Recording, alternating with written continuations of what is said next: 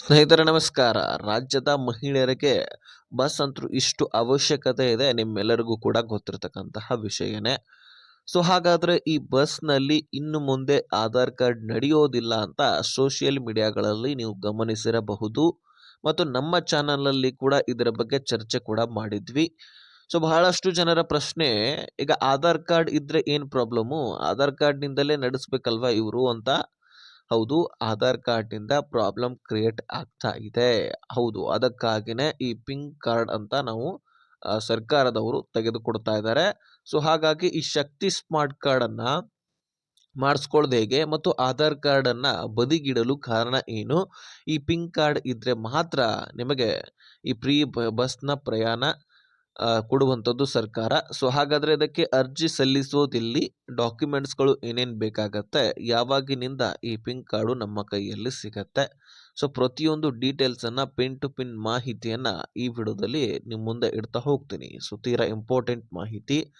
ರಾಜ್ಯದ ಎಲ್ಲ ಮಹಿಳೆಯರು ಪ್ರತಿಯೊಬ್ಬರು ಕೂಡ ಫ್ರೀ ಬಸ್‌ನಲ್ಲಿ ಹೋಗೋದು, ಬರೆಯೋದು, ನಿಮ್ಮ ಕೆಲಸಗಳನ್ನು ಮಾಡ್ಕೊಳ್ಳೋದು ಇದೆಲ್ಲವೂ ಕೂಡ ಮಾಡ್ತಾ ಇರ್ತೀರಿ. ಅದಕ್ಕಾಗಿ ಪ್ರತಿಯೊಬ್ಬರು ಕೂಡ ಈ ವಿಡಿಯೋನ ಮಿಸ್ ಮಾಡದೆ ಕೊನೆವರೆಗೂ ಬರೀ ನೀವು ವಾಚ್ ಮಾಡೋದಲ್ಲ, ವಿಡಿಯೋದಲ್ಲಿ ಏನಿದೆ ಮಾಹಿತಿಯನ್ನು ಅರ್ಥ ಮಾಡ್ಕೊಳ್ಳೋದು ಸ್ನೇಹಿತರೆ. ಸೊ ಅದಕ್ಕಾಗಿ ವಿಡಿಯೋನ ಕೊನೆವರೆಗೂ ವಾಚ್ ಮಾಡ್ಕೊಳ್ಳಿ. ಸ್ನೇಹಿತರೆ, ಈ ಫ್ರೀ ಬಸ್ ಬಂದ್ ಆಗತ್ತೆ. ಏನಾದರೂ ನಿಮ್ಮ ಹತ್ರ ಪಿಂಕ್ ಕಾರ್ಡ್ ಇರಲಿಲ್ಲ ಅಂದರೆ ನೀವು ಹಣ ಕೊಟ್ಟು ಬಸ್ಸನ್ನು ಪ್ರಯಾಣ ಮಾಡಬೇಕಾಗತ್ತೆ. ನೀವು ರಾಜ್ಯದಲ್ಲಿ ಎಲ್ಲಿಯೇ ಹೋಗಿ ನೀವು ದುಡ್ಡನ್ನೇ ಕೊಡಲೇಬೇಕಾದಂತಹ ಅನಿವಾರ್ಯತೆ ಬಂದುಬಿಡುತ್ತೆ. ನಿಮಗೆ ಫ್ರೀ ಬಸ್ ಬೇಕಪ್ಪ ಅಂದರೆ ಈ ಕಾರ್ಡನ್ನು ಮಾಡಿಸ್ಕೊಳ್ಬೇಕು. ಈ ಕಾರ್ಡ್ ಶಕ್ತಿ ಸ್ಮಾರ್ಟ್ ಕಾರ್ಡ್ ಅಂತ ಕರಿತೀವಿ ಅಥವಾ ಪಿಂಕ್ ಕಾರ್ಡ್ ಅಂತ ನಾವು ಕರಿತೀವಿ. ಸೊ ಇದರ ಬಗ್ಗೆ ಡಿ.ಕೆ. ಶಿವಕುಮಾರ್ ಅವರು ಸಿ.ಎಂ ಆಗೋಕ್ಕಿಂತ ಮುಂಚಿತವಾಗಿ ಡಿ.ಸಿ.ಎಂ ಇದ್ರಲ್ವಾ, ಆ ಸಂದರ್ಭದಲ್ಲಿ ಇದರ ಜೊತೆಗೇನು ಕೂಡ ಚರ್ಚೆ ಮಾಡಿದ್ರು. ಈಗ ಮತ್ತೆ ಸಿ.ಎಂ ಆದ ಬಳಿಕ ಈ ವಿಷಯವನ್ನ ಕಾರ್ಯರೂಪಕ್ಕೆ ತರ್ತಾ ಇದ್ದಾರೆ. ಬರೀ ಮಾತಿನಲ್ಲಿ ಇತ್ತು ಇದು ವಿಷಯ, ಆದರೆ ಈಗ ಅದು ಕಾರ್ಯರೂಪಕ್ಕೆ ಜಾರಿ ಆಗ್ತಾ ಇದೆ. ಪಿಂಕ್ ಕಾರ್ಡ್ ನಿಮ್ಮ ಕೈಯಲ್ಲಿ ಬೇಕಾದ ಅನಿವಾರ್ಯತೆ ಇದೆ ಅಂತೆ. ಸೊ ಹಾಗಾದ್ರೆ ಈ ಪಿಂಕ್ ಕಾರ್ಡ್ ತರಲಿಕ್ಕೆ ಕಾರಣವೇನಪ್ಪ ಅಂದ್ರೆ, ಸ್ನೇಹಿತರೆ, ಉದಾಹರಣೆ ಪ್ರಕಾರ ನಿಮಗೆ ತಿಳಿಸ್ಕೊಡ್ತೀನಿ.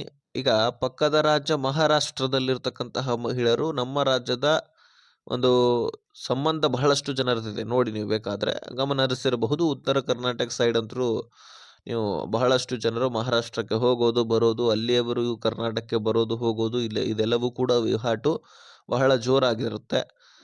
ಸೊ ಇದಕ್ಕಾಗಿ ಆ ಮಹಿಳೆಯರು ಇಲ್ಲಿಯ ಆಧಾರ್ ಕಾರ್ಡನ್ನು ಮಾಡಿಸಿ ಪ್ರವಾಸ ಕೈಗೊಳ್ಳೋದಾಗಿರಲಿ ಅಥವಾ ಇನ್ನಿತರ ಕೆಲಸ ಕಾರ್ಯಗಳಿಗಾದರೂ ಈ ಬಸ್ ಪ್ರಯಾಣ ನಮಗೆ ಹೆಲ್ಪ್ ಆಗುತ್ತೆ ಅನ್ನುವಂತಹ ರೀತಿಯಲ್ಲಿ ಇಲ್ಲಿಯ ಆಧಾರ್ ಕಾರ್ಡನ್ನು ಎಡಿಟ್ ಮಾಡಿಕೊಳ್ಳಲಾಗಿದೆ.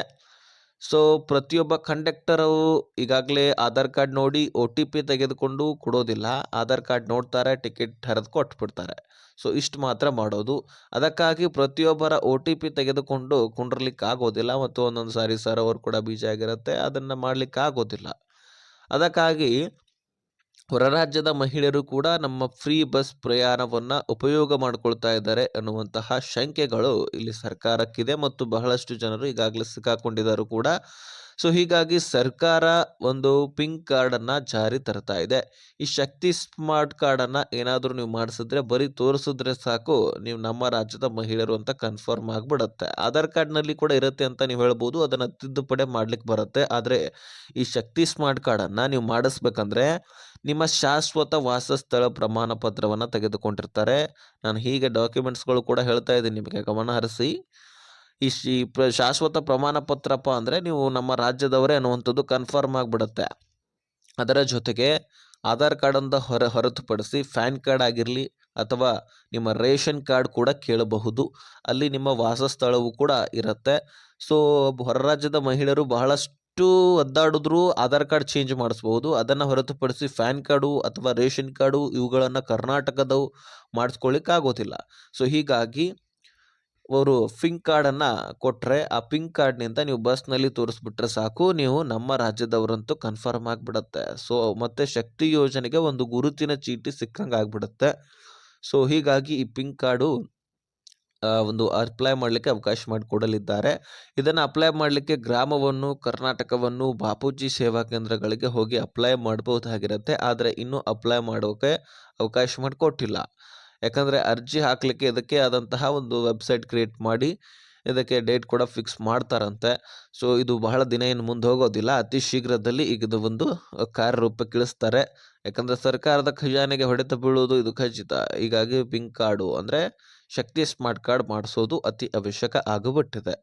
ಈ ಶಕ್ತಿ ಸ್ಮಾರ್ಟ್ ಕಾರ್ಡನ್ನು ಅತಿ ಶೀಘ್ರದಲ್ಲಿ ಬಿಡ್ತಾರೆ. ತದನಂತರ ನೀವು ಅಪ್ಲೈ ಮಾಡಿಕೊಂಡು ಈ ಶಕ್ತಿ ಸ್ಮಾರ್ಟ್ ಕಾರ್ಡನ್ನು ಪಡ್ಕೊಂಡು ಸೊ ನೀವು ಫ್ರೀ ಬಸ್ ಪ್ರಯಾಣವನ್ನು ಮತ್ತೆ ಅನುಭವಿಸಬಹುದು.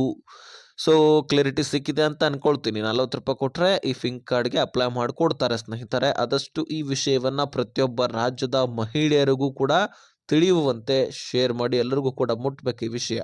ಸೊ ಹಾಗಾಗಿ ಪ್ರತಿಯೊಬ್ಬರಿಗೂ ಕೂಡ ಶೇರ್ ಮಾಡಿ, ಹಾಗೆ ಸಬ್ಸ್ಕ್ರೈಬ್ ಮಾಡ್ಕೊಳ್ಳಿ.